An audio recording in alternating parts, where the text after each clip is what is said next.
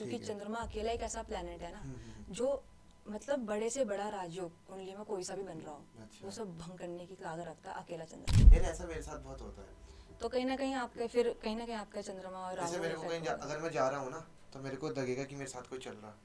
ऐसे अगर मैं गाड़ी चला रहा हूँ कभी कभी ऐसा लगता है कि मेरे गाड़ी के पीछे कोई बैठा हुआ। हाँ। ऐसे मतलब मेरे को काफ़ी ज़्यादा इस तरीके की चीज़ें आभास होता है। जैसे आपने अभी बोला तो मैं ना 2-3 लक्षण बता देती हूँ आपको कि चंद्रमा जब खराब होता है तो होता क्या है ना, और राहु जब खराब होता है तो क्या होता है। और कुछ अगर आप कोई ऐसा कि जो बिल्कुल अलग तुम्हें अलग आओ कि ये चीज़ अलग हुई यार, इसमें तो ये चीज़ खराब था पर इसमें ये निकली। मतलब इनके प्रिडिक्शन इतने मतलब स्ट्रॉन्ग। स्ट्रांग होते हैं, इनके इंट्यूशन इतना स्ट्रांग होता है। 8th हाउस का इंट्यूशन, 12th हाउस का इंट्यूशन, मैंने बोला वृश्चिक राशि अपने आप में एक बहुत मतलब कमाल की राशि है। और एक लास्ट में मैं एक बात बोलना चाहूँगी कि एस्ट्रोलॉजी, न्यूमरोलॉजी, पंडित सब कोई धरे के धरे लाई जाते हैं जहाँ पे भक्ति की बात आती है।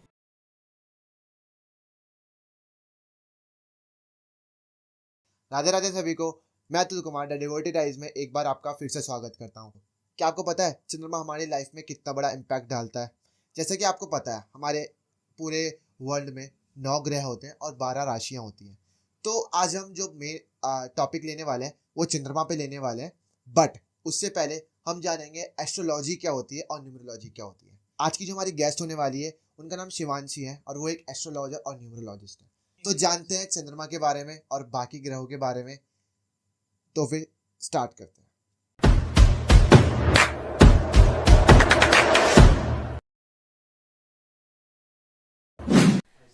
राधे राधे सभी को। जैसे आपने अभी बोला कि मतलब जो एस्ट्रोलॉजी होती है उसमें पहली बात तो जो एस्ट्रोलॉजी है वो अपने आप में एक बहुत बड़ी साइंस है ना। और एस्ट्रोलॉजी में 12 घर होते हैं एंड मेन हमारे 9 ग्रह होते हैं, वो अपने अपना रोल प्ले करते हैं, राइट। सो 12 राशियाँ भी होती हैं, उनका स्वभाव अलग अलग होता है। तो जैसे कि आपने बोला कि 12 राशियां और 9 ग्रह का स्वभाव अलग अलग होता है, तो इसमें हमारी ये इफेक्ट किस तरीके से करते हैं, हम इसे डिफाइन कैसे करते हैं? जैसे कि अभी आपने बोला कि जैसे राशियाँ क्या प्रभाव डालती है हमारे स्वभाव में, ठीक है। तो मैं बात स्टार्ट करती हूँ मेष राशि से, क्योंकि मेष राशि सबसे पहली राशि होती है कालपुरुष की कुंडली के हिसाब से। एंड मेष राशि क्योंकि सबसे पहली राशि होती है, ऐसे लोग अपने मूल से जुड़े हुए होते हैं, ठीक है। दूसरी बात, क्योंकि ये अग्नि तत्व की राशि होती है, इनके अंदर एग्रेशन बहुत होता है, स्ट्रेट फॉरवर्ड होते हैं, ठीक है। अग्नि तत्व की राशि है तो आग देखिए ना, आपने हाथ लगाओगे तो जल जाओगे, है ना। क्योंकि अगर आप सही हो तो भाई आपके लिए लड़ने के लिए तैयार है, बट अगर गलत हो तो तब तो भाई इनसे पंगा लेना मुश्किल है ना। एंड अगर मैं बात करूँ दूसरी राशि की जो हमारी टॉरस है, जिसे वृषभ राशि भी बोलते हैं, तो जो उसके स्वामी ग्रह होते हैं वो शुक्र होते हैं, है ना। ऐसे लोगों को खाने पीने का बहुत शौक होता है, क्योंकि दूसरे घर पे हमारी टॉरस साइन आता है, राइट। तो जो टॉरस साइन होता है वो मेनली फूड को रिप्रेजेंट करता है। ऐसे लोगों को अगर आपसे मतलब ऐसे लोगों को आपको कोई काम कराना ना, इनको खाना खिला दो, अच्छा। इनको खाना खिलाओ भाई, ये कर दे, ये कर देगा। खाने में बुला लो। अगर इन्हें भूखे पेट अगर आपने बैठा रखा है ना तो ये नहीं करेंगे आपका काम, ठीक है। बहुत इमोशनल होते हैं, रोमांटिक नेचर के होते हैं, इनको मतलब एक ना एक रिलेशनशिप तो अपनी लाइफ में चाहिए ही होती है, ठीक है। सो अगर मैं बात करूँ कि तीसरे नंबर की राशि की, तो कालपुरुष की कुंडली के हिसाब से मिथुन राशि तीसरे नंबर की राशि होती है। ऐसे लोग बहुत फ्रेंडली नेचर के होते हैं, इनको दोस्ती करना बहुत पसंद होता है। और अगर आप इनके सिंबल को नोटिस करोगे तो आपको कपल का साइन नज़र आएगा। मतलब ऐसे लोगों को बहुत ज़्यादा सपोर्ट मिलता है अपोजिट जेंडर वालों से, चाहे उनके ब्रदर हो, चाहे उनके फादर हो, चाहे कोई भी हो, है ना। और ऐसे लोग बहुत ज़्यादा साफ दिल के भी होते हैं, मतलब और इंट्यूशन पावर भी नहीं बहुत ज़्यादा तेज होती है, मतलब सामने वाले दिमाग में क्या चल रहा है ये बहुत जल्दी भाप लेंगे, ठीक है। ऐसा होता है। और अगर मैं आगे बढ़ूँ और बात करूँ चौथे नंबर की राशि की, तो वो हमारी कैंसर साइन होता है, कर्क राशि भी उसको बोलते हैं, है ना। कर्क राशि के जो स्वामी होते हैं वो होते हैं चंद्रदेव, ठीक है। चंद्रदेव चंचल होते हैं। अगर आपने देखा होगा कि चंद्रमा बहुत जल्दी जल्दी राशि बदलते हैं, मतलब बाकी 9 ग्रहों में से, है ना। तो जो चंद्रदेव होते हैं वो उनकी अंदर इतनी क्वालिटीज़ डालते हैं, मतलब ऐसे लोग मल्टीटास्कर भी हो सकते हैं। अच्छा। बट अगर चंद्रमा खराब हुआ तो मतलब ऐसे लोग डिप्रेशन में भी जा सकते हैं। एंड कैंसर वालों की सबसे बड़ी पावर ये होती है कि ये जहाँ पे भी जाते हैं एक होमली इन्वायरमेंट क्रिएट कर देते हैं। अच्छा। क्योंकि जो इनका साइन होता है वो एक केकड़े को रिप्रेजेंट करता है। जो अच्छा। केकड़ा आपने देखा होगा अपने मतलब जो अपना होम है अपने पीठ पे लेके चलता है। हाँ हाँ हाँ, तो ऐसे ये लोग भी जहाँ जाएंगे ना भाईचारे वाली बात करेंगे, बिल्कुल भाई ऐसा वैसे है, तो ऐसा सीन रहता है इनके साथ। सो अगर मैं बात करूँ 5वीं नंबर की राशि की, तो वो सिंह राशि होती है, राइट। सिंह राशि के जो स्वामी ग्रह होते हैं वो सूर्य होते हैं, और सूर्य 9 ग्रह में राजा है, ठीक है। अब जैसे एक राजा होता है ना, जब सभा पे जाते हैं तो उसकी एक पहचान है। ऐसे लोग बड़ी जल्दी अपनी पहचान बना लेते हैं, बड़ी जल्दी फेमस हो जाएंगे। अच्छा। डिपेंड नहीं करते कि इनकी प्रोफाइल क्या है, कौन से ओहदे के हैं, गरीब है अमीर है, कोई मतलब नहीं। किसी भी सिनेरियो हाँ। में, जैसे अगर कोई मान लो मतलब कोई बिल्कुल ही लो फैमिली का है तो उसमें भी मतलब वो अपने दोस्तों के साथ भी जाएगा ना, वो ऐसे बैठेगा जैसे राजा बैठते हैं। लोग उसको पूछेंगे, उसके दोस्त उसको पूछेंगे कि भाई उसके बिना पार्टी नहीं होगी। अच्छा। वो ऐसा इंसान होगा जो होता है ना कि यार ये नहीं आएगा तो मैं नहीं आऊँगा यार भाई। हाँ। तो वो ऐसे वाले लोग होंगे, है ना। अच्छा। और एक सबसे बड़ी कमी भी है और खूबी भी कह लो हाँ। कि ऐसे लोग ना अपना दुख किसी के सामने मतलब बताएंगे नहीं, क्योंकि राजा ना रोते हुए अच्छा नहीं लगता। रोते हुए अच्छा नहीं लगता, हाँ, राइट। ठीक है। आप इनकी कमी भी बोल सकते हैं क्योंकि अंदर अंदर घुटेंगे फिर, हाँ, है घुटेंगे, ना। बिल्कुल। तो आगे बात करते हैं वरना बहुत लंबा टॉपिक हो जाएगा, हाँ, राइट। हाँ, बिल्कुल। सो जो हमारी छठे नंबर की राशि होती है वो कन्या राशि होती है। बिल्कुल। कन्या राशि अगर आपके उस सिंबल को देखोगे तो उसमें आपको एक गर्ल दिखाई देगी, पर्टिकुलर उसके हाथ में आपको कुछ दिखाई देगा, है ना। पौधा भी बहुत लोग बोलते हैं उसको, है ना। तो ऐसे लोग बहुत ज़्यादा नेचर से जुड़े हुए होते हैं। अगर इन लोगों का मूड ख़राब है ना, इनको ऐसी जगह में भेज दो जहाँ पे नेचर है, इनका अच्छा। मूड अपने आप ही ठीक हो जाएगा। सेकेंडली जो कन्या राशि वाले लोग होते हैं ना, उनके अंदर चाहे लड़की हो चाहे लड़का हो, कहीं ना कहीं एक लड़की की क्वालिटी जरूर आती अच्छा। है ना। कई मामलों में आपको ऐसा लग सकता है कि यार ये तो नखरे कर रहा है, या अच्छा। नखरे कर रही हो, और हाँ। इसी वजह से लोग इनसे अट्रैक्ट भी होते हैं। अच्छा। बच्चों की तरह हरकतें करना, हाँ, हाँ। मतलब उनको देखोगे ना आप, मतलब आपको बड़े मजाकिया टाइप मिलेंगे। और हाँ। इनके जोक ऐसे मार देंगे कि मतलब फिनिशर होते हैं जोक के मामले में। तो ये कि अगर इन्हें जोक मार दे तो सामने वाला बोल नहीं सकता फिर कुछ, अच्छा। है ना। सो आगे बात करते हैं। जो हमारे 7वें नंबर की जो राशि होती है हाँ। वो तुला राशि होती है, ठीक है। ठीक है। काल पुरुष की कुंडली के हिसाब से तुला राशि 7वें नंबर की राशि होती है। 7वें घर से हम शादी भी देखते हैं, बिजनेस भी देखते हैं, लोकप्रिय में हमारे मतलब समाज में हमारी इमेज कैसी है। हाँ। तुला राशि उसको भी रिप्रेजेंट करती है। मेरी तुला राशि ही है। अच्छा, आपकी तुला राशि है। हाँ। हाँ। तो जैसे तुला राशि का जो स्वभाव होता है, हाँ। तो वो मतलब 3 चीज़ों में डिनोट होता है। जैसे हर जी। राशि के 3 तत्व होते हैं। हाँ। एक होता है कि मतलब उसका तत्व क्या है ना। हाँ। और एक होता है कि उसके स्वामी कौन हाँ। है ना। और एक होता है कि उसके सिंबल से वो क्या रिप्रेजेंट करता है। हाँ, हाँ। तो तुला राशि का जब आप सिंबल देखोगे ना, हाँ। तो आपको ना एक तराजू। आदमी मिलेगा जिसने तराजू पकड़ रखा है। हाँ। कभी कभी आपको सिर्फ नॉर्मल तराजू भी देखने को मिलेगा, अलग अलग एस्पेक्ट होते हैं उसके भी, है हाँ, ना। हाँ। तो मतलब तुला राशि के जो लोग होते हैं ना, वो हर किसी में इक्वलिटी रखना जानते हैं, अच्छा। ठीक है। अब आप बोलोगे कि शिवांशी की वृषभ राशि भी शुक्र की राशि थी, हाँ। तुला राशि भी शुक्र की राशि है। अब हाँ। इसमें डिफरेंस क्या है, वही चीज मैं वही है ना, पूछने वाला था, दिमाग है में ना, क्वेश्चन कि आ इसमें रहा था डिफरेंस क्या है। हाँ। तो डिफरेंस इसमें बहुत बड़ा डिफरेंस ये है कि क्योंकि जो वृषभ राशि होती है उसका जो सिंबल होता है ना वो बैल है, अच्छा। या बुल भी बोलते हैं बहुत लोग। हाँ, हाँ। ऐसे लोग के अंदर ना तीव्र इच्छा होती है सब कुछ जल्दी जल्दी जल्दी करने के लिए। इनके अंदर ना एक होता है ना ठहराव नहीं होता, ठहराव नहीं होता, हाँ, ठीक है। हाँ। मतलब ये ठीक है। करते तो सब अच्छा है क्योंकि वो भी शुक्र की राशि है, ये भी शुक्र की राशि है। लोग इनसे बहुत जल्दी अट्रैक्ट हो जाते हैं। मैटर नहीं करता इनका रंग कैसा है, रूप कैसा है, हाँ। आंख, नक्षत्र, मतलब इनको देख के लोग इतनी जल्दी अट्रैक्ट हो जाते हैं क्योंकि शुक्र सुंदरता को रिप्रेजेंट करता है, राइट। अच्छा। हाँ। तो जो वृषभ राशि वाले लोग होते हैं उनको सब काम जल्दीबाजी में करना है, ठीक है। तो कई बार जल्दीबाजी में गलत फैसले भी ले लेते हैं। हाँ। तुला राशि वाले बहुत सोच समझ के फैसले लेते हैं। अच्छा। और इनकी कमी भी है, यही इनकी कमी है और यही इनकी खूबी है। पता है क्यों? क्योंकि इतना सोचेंगे तो कभी कभी क्या होता है कि बहुत चीजें, डिप्रेशन चीज भी, डिप्रेशन हाँ, में भी आ जाते हैं हाँ, काफी। चीजें हाथ से भी निकल होता है, जाती हैं सोचता हूँ मैं कि बहुत ये बहुत। पेपर भरेगी ना भरे, भरेगी ना भरे, भरे भरे भरे और निकल गई, वही चीज मैं है भी ना। मेरे साथ भी ऐसे होता है। मैं बहुत ज्यादा सोचता हूँ चीजों को कि यार हाँ। ये इस तरीके से होगा, इस तरीके से होगा, हाँ। हर चीज सिस्टमेटिक फॉर्मेट में होना हाँ। चाहिए, सारी चीजें हाँ। यही होता है मेरे एंड जो साथ। शुक्र मतलब जो शुक्र देव होते हैं वो इनकी क्वालिटी और इनकी पर्सनैलिटी में 4 चांद डालते हैं, मतलब अलग अलग तरीके से, है ना। तो मतलब जो शुक्र देव होते हैं उनको आप मतलब जनरली जो उनकी क्वालिटीज़ होती है वो डायरेक्टली तुला राशि वालों में आती है, क्योंकि शुक्र की मूल त्रिकोण राशि है तुला राशि, राइट। अच्छा। तो जो शुक्र देव है सबसे पहले तो इनको बहुत ज़्यादा इमोशनल बना देंगे, क्योंकि स्त्री ग्रह हैं शुक्र ग्रह, हाँ। ठीक है। जो जितने भी स्त्री ग्रह होते हैं हमारे इमोशनली होते जाते हैं, तो इनकी राशि में भी थोड़ा बहुत प्रभाव देखने को मिलता है। मैंने बोला था कि वृषभ राशि भी मतलब रोमांटिक होते हैं, ये लोग भी रोमांटिक होते हैं, पर ये लोग ना चीज़ों को बांधना चाहते हैं, है ना।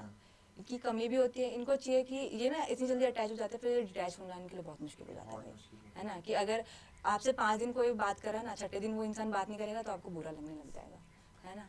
तो उसी बात में ऐसा हो जाता है कि यार ये तो मैं फिर अपने आप को सेल्फ डाउट बहुत ज़्यादा करते हैं तुला राशि वाले, है ना। हमेशा कोई एक चीज़ होता है सपोर्ट में, अगर कोई सपोर्ट में है ना पीछे तो बस हो जाएगा काम। हाँ। तो सपोर्ट चाहिए होता है हमेशा तो एक। आगे बढ़ते हैं फिर इससे। ठीक है। तो नेक्स्ट राशि कौन सी है हाँ, हमारी? मतलब बहुत लंबा हो जाएगा। तो जैसे अगली राशि के बारे में बात करूँ तो वो वृश्चिक राशि है। हाँ।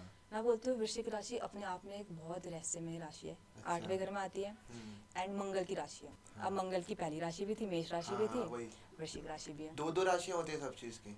सिर्फ 9 ग्रहों में से सिर्फ चंद्रमा और सूर्य 2 ऐसे प्लेनेट है जिनकी हाँ। एक राशि होती है, हाँ। बाकी सब की 2-2 राशियां होती हैं, अच्छा। राइट। ठीक तो है। जैसे मंगल की मेष राशि भी थी और वृश्चिक राशि भी थी, हम्म। डिफरेंस दोनों में बहुत बड़ा है। मेष राशि वाले मैंने बोला लड़ाई झगड़े में होते हैं, हाँ।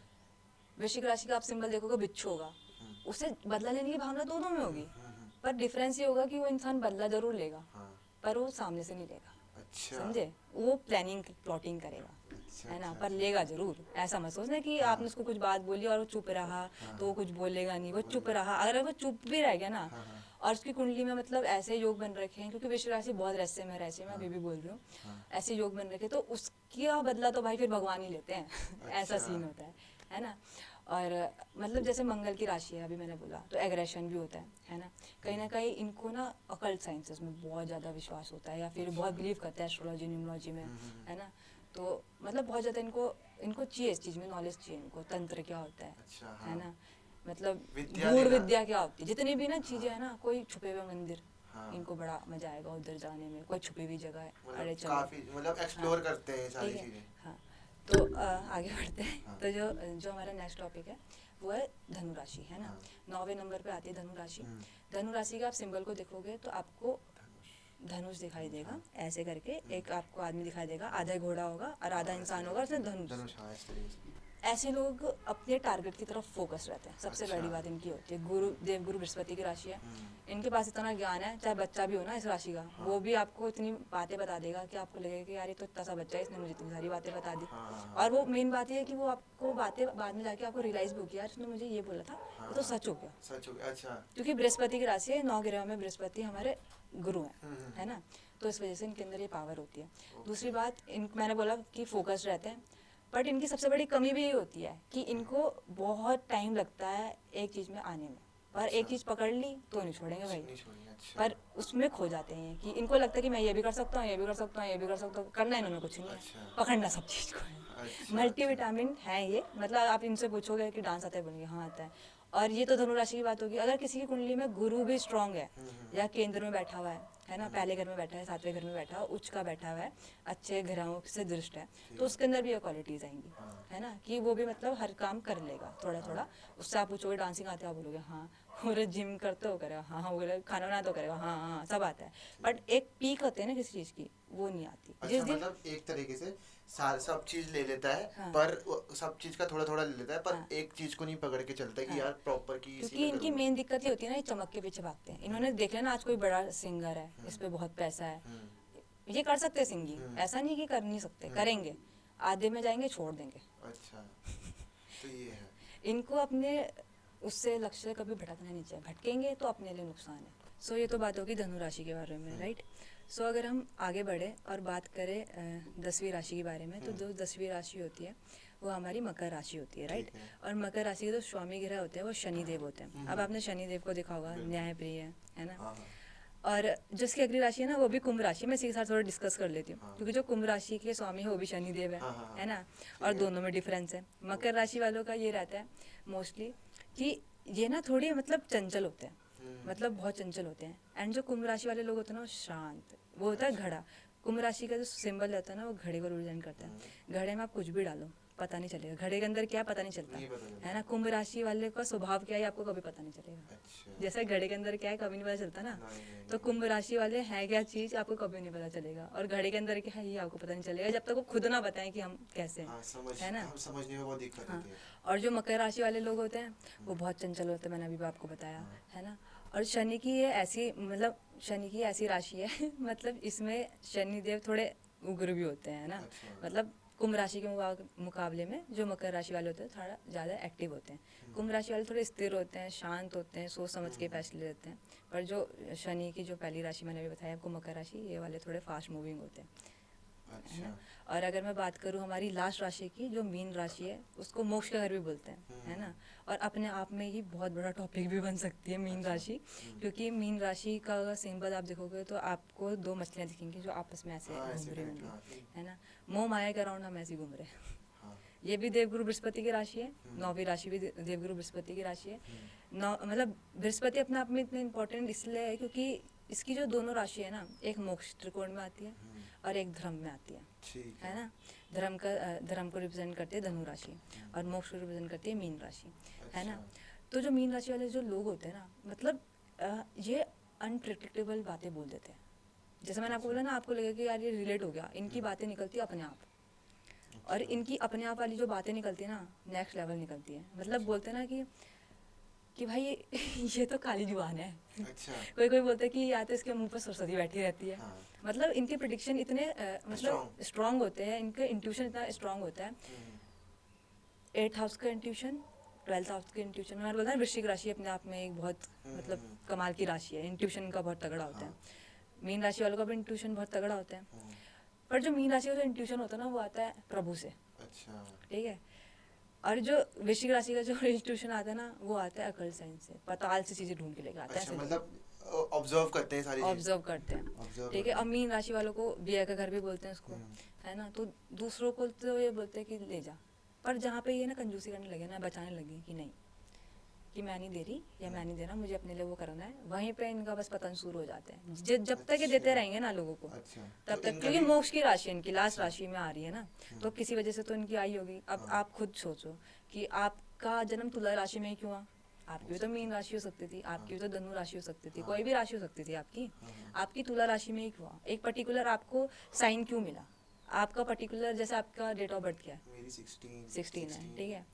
तो 16 तारीख को ही क्यों हुए आप पैदा, 15 को भी हो सकते थे, 17 को भी हो सकते थे। तो कहीं ना कहीं क्या है, ये हमारे पास्ट लाइफ से कनेक्टेड है। अच्छा। हमारे कुंडली में नीच ग्रह, उच्च के ग्रह, अगर हमारे प्लान में कोई नीच का ग्रह है, मतलब सपोज हमारी कुंडली में जैसे गुरु नीच का है, तो हमने पिछले जन्म में पक्का से पक्का गुरु की बेइज्जती करी है, हमने अच्छा। उनकी रिस्पेक्ट नहीं करी है, हमने बड़ों की रिस्पेक्ट नहीं करी है, इसलिए हमारा गुरु नीच का है। आपको पाखंडी बाबा मिलेंगे, आप जितनी भी कोशिश कर लो कि मुझे कोई ऐसा गुरु मिले जो मुझे सही डायरेक्शन में लेके जाए, आपको नहीं मिलेंगे। आप अट्रैक्ट ही नहीं कर पाओगे उनको, क्योंकि आपने पिछले जन्म में गुरु की रिस्पेक्ट करी है। अच्छा। तो उसकी रेमेडी ये है कि आपको फिर गुरु की रिस्पेक्ट करनी पड़ेगी, बड़े बुजुर्ग का सम्मान करना पड़ेगा, मजाक में भी, कभी गलती से भी नहीं, दोस्तों के साथ भी नहीं, कभी अपने टीचर को, कभी अपने गुरु को कभी भी गलत नहीं बोलना है, अच्छा। है ना। मतलब नीच के जो ग्रह होंगे उससे रिलेटेड पास्ट लाइफ में बुरा काम करा है, जो उच्च के ग्रह होंगे उनसे रिलेटेड अच्छे काम करें। अगर किसी का चंद्रमा उच्च का है तो उसने अपनी मम्मी की बहुत सेवा करी है, ठीक है। उसने लोगों को पानी पिलाया है ना, प्यासों को पानी पिलाया बोल सकते हैं। उसने मतलब वो सबको साथ लेके चला अच्छा। है ना। उसने अपनी, हो सकता है वो किसी देवी का उपासक रहा हो पिछले जन्म में, अच्छा। है ना। अच्छा। मतलब हम इससे बहुत कनेक्ट कर सकते हैं चीज़ों को, राइट। और मतलब अपने आप में एस्ट्रोलॉजी इतना वास्ट टॉपिक है, एक ऐसा बोल सकते हैं ऐसा कुआं है जिसका कोई एंड नहीं है, अच्छा, इन्फिनिटी बोल सकते इन्फिनिटी है, ठीक है। हैं। वही। और बस यही बात है। अच्छा, तो जैसे कि अभी आपने बोला था चंद्रमा बहुत रहस्यमय है और बहुत ज्यादा प्रभाव करता है हमारी राशि पे। तो किस तरीके से प्रभाव करता है?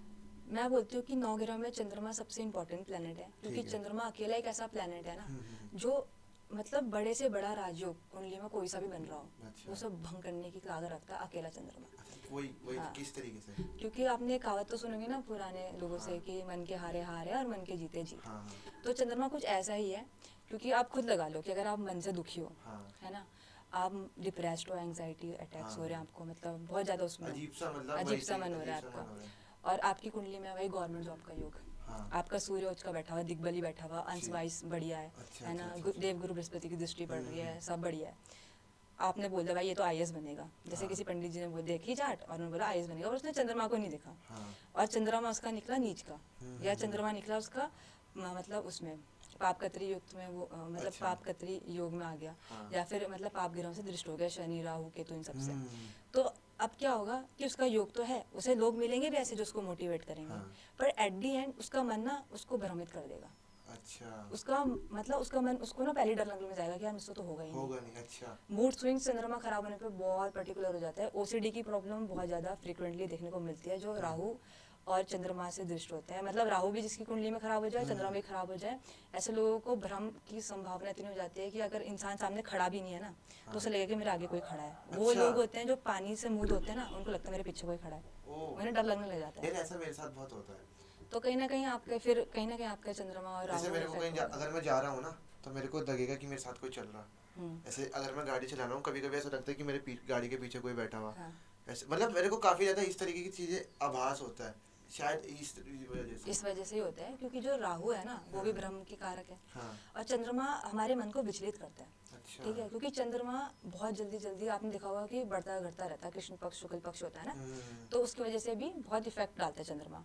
तो मतलब चंद्रमा ना कमजोर होना अपने आप में ना मतलब एक ऐसी बात है कि यार कितना भी मतलब बोलते हैं ना कि भगवान ने अमृत दे रखा था, हाँ हाँ। पर हमारा मन खराब था, हमने मेहनत नहीं करी, हमने उसको अपने हाथ से विष बना दिया, वही वाली बात हो जाती है। अच्छा। क्योंकि अगर लगा लो आपकी कुंडली में राहु भी खराब है, चंद्रमा भी कहीं खराब हो जाते हैं और उनका योग भी कहीं मतलब किसी भाव से संबंधित एक साथ हो जाते हैं, युति करके बैठ जाते हैं या फिर दृष्टि डाल देते हैं एक दूसरे पे।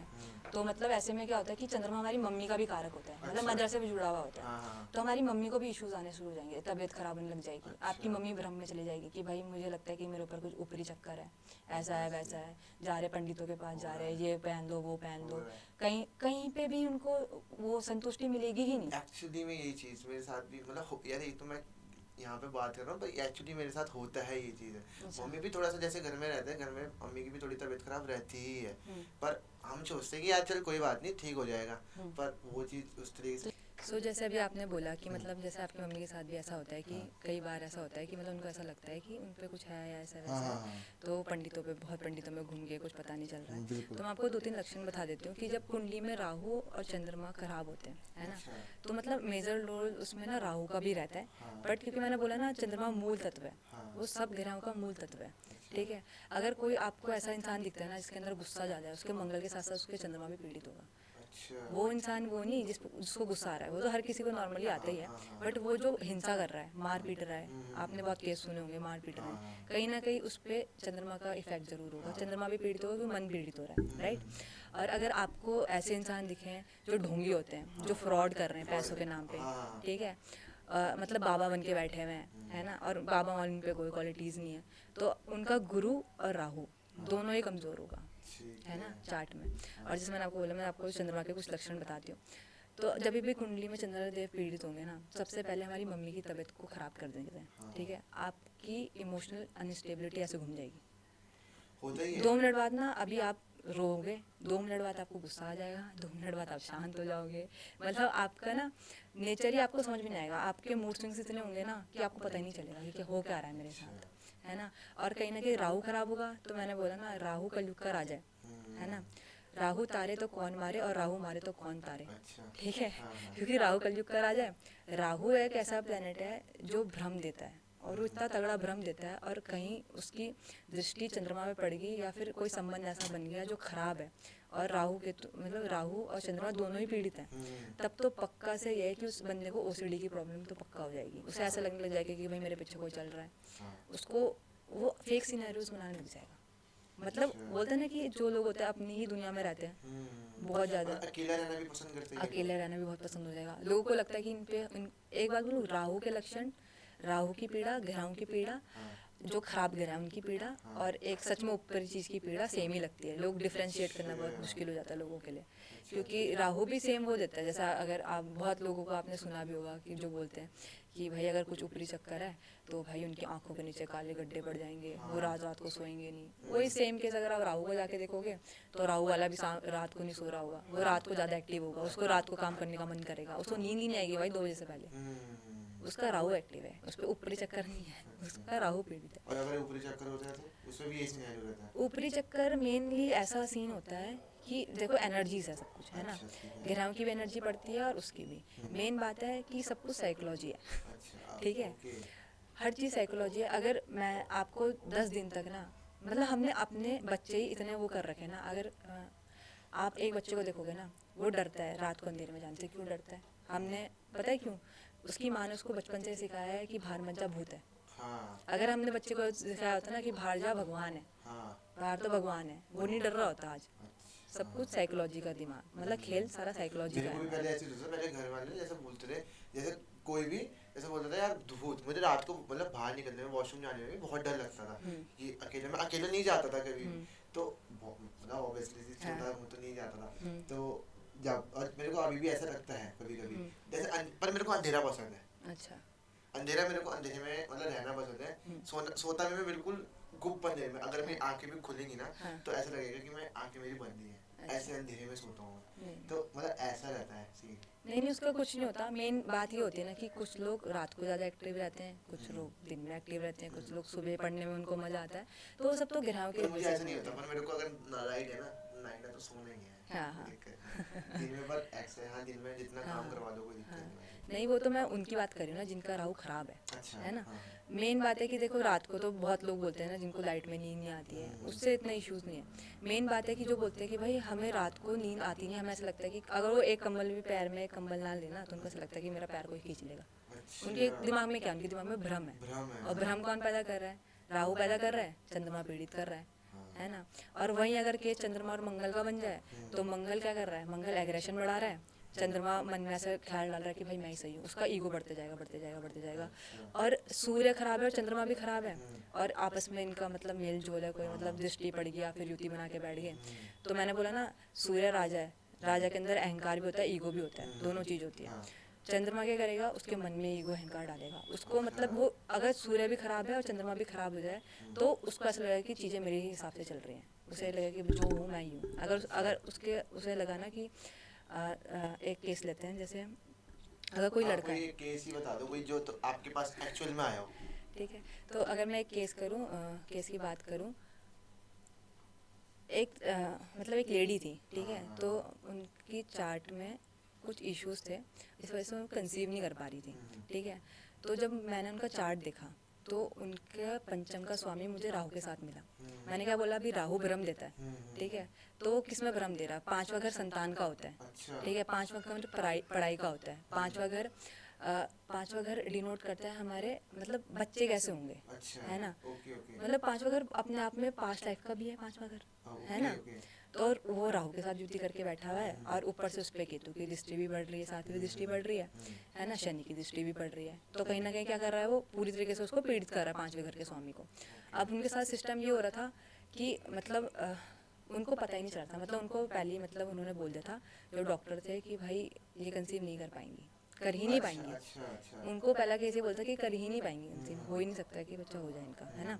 तो फिर बाद में क्या हुआ कि छाया जो है चक्कर भी, मैंने बोला ना राहु जहाँ आ जाएगा ना वहाँ पे लोग छाया के साथ जुड़ने लग जाएंगे। और कहीं ना कहीं जिन पे भी ऊपरी चक्कर होगा ना या फिर छाया का चक्कर होगा, उनकी कुंडली उठा के देखना, उनका राहु हमेशा पीड़ित मिलेगा, राहु और चंद्रमा पीड़ित मिलेंगे मेजरली। मतलब ज्यादातर यही होता है, अगर कोई कोई पोजेस भी होता है हाँ। तो उनका अगर राहु खराब है। आप खुद सोचो ना, आपका मन स्ट्रांग है, आपका चंद्रमा स्ट्रांग है, और मैं आपको चार बातें बोलूँ कि वहाँ पे भूत है, आप जाओगे नहीं? बोलोगे नहीं, आपका मन स्ट्रांग है ना, क्योंकि और अगर मैं आपको बोलूँ कि आपके पीछे भूत खड़ा है, ये वो, आपका राहु और चंद्रमा दोनों कमजोर है ना, आप बुद्धि से सोच पा रहे हो, है ना। राहु मतलब भ्रम पैदा करता है, और बुद्धि में कहीं ना कहीं हमारा बुद्धि भी बहुत मेजर रोल प्ले करता है, बट मन बहुत स्ट्रांग, मैंने बोला ना मूल है, मूल तत्व है चंद्रमा हमारा, मतलब बेस जो हमारा वो मन है। इसलिए क्योंकि 70% वाटर है हमारी बॉडी में, और वाटर को भी चंद्रमा कंट्रोल करता है ना। इसलिए ये भी है। तो मतलब ज्यादातर मतलब यार वही वाटर वाली सिनेरियो तो मतलब तो कुछ बचा ही नहीं बोलने को कि पूरा वही बॉडी कंट्रोल कर रहा है, मतलब काफी ज्यादा सिनेरियो अलग है चंद्रमा। और कुछ अगर आप कोई ऐसा केस जो बिल्कुल अलग तुम्हें अलग आओ कि ये चीज अलग हुई यार, इसमें तो ये चीज खराब था पर इसमें ये निकली। अच्छा, अब मैं बताती हूँ आपको। मैंने एक कुंडली देखी, उसमें चंद्रमा नीच का था, ठीक है। उसको वो मेरे पास आए, मतलब जो क्लाइंट थे, उन्होंने मुझे बोला कि इसमें ना मतलब मुझे एक पंडित ने बोला है कि आपका चंद्रमा वीक है, और आपको ना मतलब उसको तो सीधा ये बोल देता है कि भाई आपकी तो डेथ होने वाली है, क्योंकि अष्टम भाव का स्वामी था चंद्रमा, ठीक है। आपकी तो डेथ होने वाली है क्योंकि अष्टम भाव का स्वामी चंद्रमा है, और मतलब राहु के साथ बैठ रखा था, ठीक है, और नीच का भी था, ठीक है। और मैंने कहा, फिर मैंने जब उनकी नवाज चार्ट देखा तो वो मतलब उच्च का था उसमें, तो ऐसा नहीं हो सकता ना कि हम नीच का बोल रहे हैं और फिर वहाँ पे वो उच्च का निकल रहा है, तो ये तो नीच भंग राजयोग बन जाता है ना, है ना। तो अगर मैं बोलूँ तो मतलब उनका चंद्रमा क्या था? वीक नहीं था उनका चंद्रमा, उनका चंद्रमा स्टार्टिंग में कमजोर था, मतलब जो उनकी एक एज थी ना वो वहीं तक उसको पीड़ित कर सकता है, उसके बाद वो अपने पॉजिटिव रिजल्ट दिखाएगा। हाँ, जैसे मान लो अभी अभी जैसे मैं आपको एग्जांपल देती हूँ, जैसे मान लो आपकी कुंडली में, आपकी लगन चार्ट में आपका मंगल नीच का है, ठीक है, पर वो आपके नवांश में जाके उच्च का हो गया, ठीक है। तो अगर मैं नॉर्मली देखूं, मतलब आपका नवांश हटा के सब आपका लगन चार्ट देख के आपके मंगल नीच को देख के बोलूं कि ऐसा इंसान डरपोक होगा, मंगल क्योंकि ऊर्जा का भी होता है, ठीक है, मंगल पराक्रम है, आपको डर लगेगा, आप रिस्क टेक नहीं कर पाओगे, मतलब रिस्क टेकर नहीं होंगे आप। बट वहीं अगर मैंने आपके नमाज में जाके देखा भाई ये तो इंसान इसका तो उसका हो गया तो नीच भंग राजयोग बन गया, तो मतलब ऐसा इंसान क्या होगा, स्टार्टिंग में उसको प्रॉब्लम हो सकती है, स्टार्टिंग में वो डर सकता है, पर एक पॉइंट ऐसा आएगा जब उसकी लाइफ बदल जाएगी, वो ऐसे करेगा कि ना अब तो मुझे किसी से फर्क नहीं पड़ता, शेर की तरह चलेगा, भेड़ की तरह नहीं, ऐसा है सिस्टम है। तो जैसे कि अब आपने बताया, हमने चंद्रमा पे बहुत अच्छी बात की और काफ़ी ज़्यादा आपने इस पे अभी बात की, तो इसमें हम जैसे कि अभी आपने बोला कि खराब भी है और अच्छा भी है, ठीक है, तो इसकी जिसके खराब है तो हम उसे अच्छा किस तरीके से कर सकते हैं, आपके पास उसके तरीके की कोई रेमेडी? हाँ, मैं आपको 2 रेमेडीज़ दूंगी, मतलब 2 तरीके की रेमेडीज़ दूंगी, एक हाँ। साइंटिफिक बेस्ड दूंगी, हाँ। मतलब जो मतलब थोड़े उपायों से हटके हो, अच्छा, है ठीक ना, है। और एक होगी जो एस्ट्रोलॉजी पे बेस्ड होगी, जो नॉर्मली उपाय वगैरह होते हैं, है ना। ठीक है। तो पहले बात कर ले साइंटिफिक बेस्ड की। तो जैसे मैंने आपको बोला, मन से कमज़ोर है, दिमाग से भी, मतलब ऐसे लोग फैसले जल्दी से नहीं ले पाते हैं, उनको डर लगता है कोई भी चीज़ करने से पहले, ठीक है। राइट, मतलब एक रिस्क टेकिंग की भावना उनके अंदर नहीं होती है। हाँ। पहली बात, अपने थॉट्स को कंट्रोल नहीं कर पाते हैं, ठीक है। ओसीडी की प्रॉब्लम मैंने अभी बताई आपको, तो उसमें क्या होता है कि इंसान मतलब एनालाइज नहीं कर पाता कि अच्छा। सही सीनोरियोज कौन से हैं, रियल कौन से हैं, फेक कौन से हैं, उनको पता नहीं चलता, है ना। तो सबसे पहले तो मैं ऐसे लोगों को बोलती हूँ कि ऐसे लोग को लिखना चाहिए, राइटिंग इनके लिए बेस्ट मतलब उपाय हो सकता है एक साइंटिफिक, क्योंकि इसमें क्या होगा कि उनका दिमाग को ना अगर 5 मिनट के लिए भी रेस्ट मिलेगा, क्योंकि ऐसे लोग सोचते बहुत हैं, अच्छा। इनका दिमाग 5 मिनट के लिए भी रेस्ट नहीं करता, 5 मिनट के लिए भी नहीं। अगर इन्हें आप सुला भी दोगे ना, और जो रात को ये थॉट लेके सोए ना, कल सुबह इनको यही याद आएगा, उनकी शुरुआत ही उस थॉट से होगी, ऐसा सीन होता है, ठीक है। तो इनको राइटिंग करनी चाहिए और ट्राई करना चाहिए कि ये लिखते जाएं और दिमाग पे थोड़ा कम जोर डालें और लिखने पे ज़्यादा डालें। दूसरा मेडिटेशन, साइंटिफिक भी है और वैसे भी है, वैसे भी है वो ना। तो अपनी सोल को बहुत ज़्यादा। तो मेडिटेशन ऐसे लोगों को करना चाहिए, है ना, और ट्राई करना चाहिए अगर ये 5 मिनट भी बिना कुछ सोचे कर पाएँ। वैसे तो पता है आपको बहुत मुश्किल है उन लोगों के लिए जिनका सच में चंद्रमा वीक है, क्योंकि वो नहीं कर पाएंगे, बट एटलीस्ट वो ट्राई कर सकते हैं, है ना। और जिनका चंद्रमा खराब है उनको मैं बोलती हूँ कि उनको भोले बाबा के ऊपर जाके मंडे को पक्का जल चढ़ाना चाहिए, उसमें कुछ चावल भी डाल सकते हो आप, है ना। और जन्माष्टमी का व्रत, अच्छा। मतलब मैं बोलती हूँ कि अगर आपका चंद्रमा आपको लगता है कि हल्का सा भी कमजोर है, आंख बंद करके जन्माष्टमी का व्रत रख लो। अच्छा। मैं कह रही कि कैसा भी चंद्रमा आओ वो ठीक होना शुरू हो जाएगा, अच्छा। है ना, क्योंकि कृष्ण भगवान को भी आप देखोगे, है ना, तो उनके लगन में चंद्रमा था, है ना। अच्छा। जब वो होते बोलते ना कि जब बच्चा होता है तो अपना मतलब वो कैसा है सब कुछ पहले पता चल जाता है, अपनी मम्मी से कितने कनेक्टेड थे कृष्ण भगवान, है ना। जब वो होते तो कितनी बारिश हुई थी, है ना, तो ऐसा होता है। तो उनका जन्माष्टमी का व्रत रखने से ऑटोमेटिकली चंद्रमा अच्छा हो जाता है, अच्छा। है ना।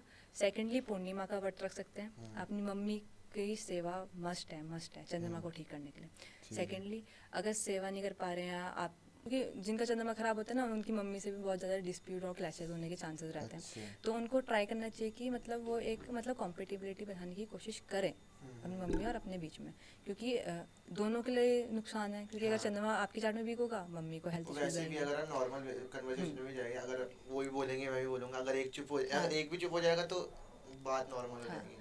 और वैसे अगर किसी कोई बोले कि भाई हमें तो मोती वोती बताओ या फिर कोई स्टोन बताओ, तो चंद्रमा का जो वो होता है वो चांदी होता है और मोती भी आप पहन सकते हो, है ना।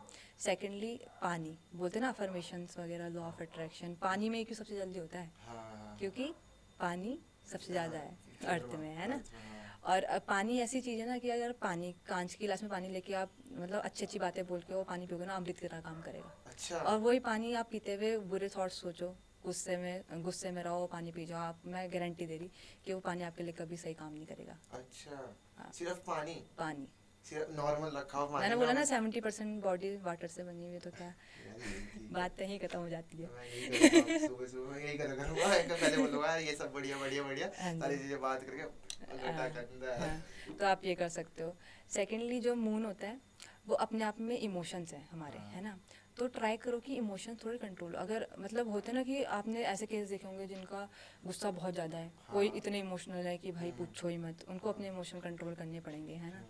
तो उनको लिए यही वाटर थेरेपी बहुत यूज़फुल है उनके लिए। और एक लास्ट में मैं एक बात बोलना चाहूँगी कि एस्ट्रोलॉजी, न्यूमरोलॉजी, पंडित सब कोई धरे के धरे लाई जाते हैं जहाँ पे भक्ति की बात आती है, बिल्कुल, बिल्कुल, है ना। ये चीज तो क्योंकि बोलते हैं ना कि जो कृष्ण नाम लेता है 9 ग्रह उनके पीछे चलते हैं, हाँ। है ना। तो फिर बिल्कुल। कोई बात ही नहीं है, मैं लिख के दे सकती हूँ कि आपकी कुंडली में सारे के सारे ग्रह अगर अच्छी स्थिति में भी नहीं है, एवरेज कुंडली है, मतलब कोई राजयोग भी नहीं है, ज़्यादा राजयोग भी नहीं है, पर आप कृष्ण भक्त हो, आप ठाकुर जी की पूजा करते हो, आप राधा रानी की पूजा करते हो, तो मैं आपको लिख के दे सकती हूँ कि ऐसा नहीं है कि अगर आपकी कुंडली में दिख रहा है कि आपका एक्सीडेंट होगा हाँ और आपकी इतनी बॉडी में नुकसान होगा, हाँ। तो मैं गारंटी लिख के दे सकती हूँ कि ठाकुर जी उसको सुई के बराबर कर देंगे, पर करेंगे जरूर, क्योंकि वो आपका पास्ट लाइफ कर्मा है। हाँ। मैंने बोला ना, अगर ग्रह नीच का है तो क्यों है नीच का आपकी कुंडली में, तो उच का भी हो सकता था वो। वही ठाकुर जी आपके आपसे काटेंगे नहीं वो चीज़, हाँ। देंगे, पर क्या करेंगे, शॉर्टकट तरीके से घटा देंगे। अच्छा। ऐसा सीन होता है। तो समय की मर्यादा को ध्यान में रखते हुए बहुत ज़्यादा टाइम हो चुका है, और अगर हम अब अगर एस्ट्रोलॉजी पे ही बात करें और न्यूमरोलॉजी पे ही बात करें तो ये खींचते ही चला जाएगा इन्फिनिटी, बात ही नहीं ख़त्म होगी। तो अभी फ़िलहाल के लिए हम इसके और भी पार्ट निकालेंगे, इनसे और भी बातें जानेंगे। तो वैसे इनका भी चैनल है, तो इनसे ही जान लेते हैं इनके चैनल के बारे में थोड़ा सा। जो मेरा चैनल है उसका नाम है एस्ट्रो कृष्ण प्रिया। अगर आपको अपना बर्थ चार्ट मतलब दिखाना हो या फिर आपके मन में कोई ऐसे क्वेश्चंस हो जो आपको पूछने हो, है ना, तो आप मेरे चैनल में आके मुझे डीएम कर सकते हैं। ओके, मैं आपकी हेल्प जरूर करूँगी। ओके, तो मैं इनका नंबर और इनके चैनल का लिंक अपने डिस्क्रिप्शन में डाल दूंगा ताकि आप इनको विजिट कर सकें, और इनको इंस्टाग्राम पे फॉलो जरूर कीजिएगा ताकि आप इनको डीएम करके सारी चीज़ें अपनी क्वेरीज का सोल्यूशन पा पाएँ। तो अभी फ़िलहाल के लिए, इसके लिए आगे हम और भी पार्ट्स निकालेंगे। सो अभी फ़िलहाल के लिए राधे राधे, तो मिलते हैं नेक्स्ट एपिसोड में।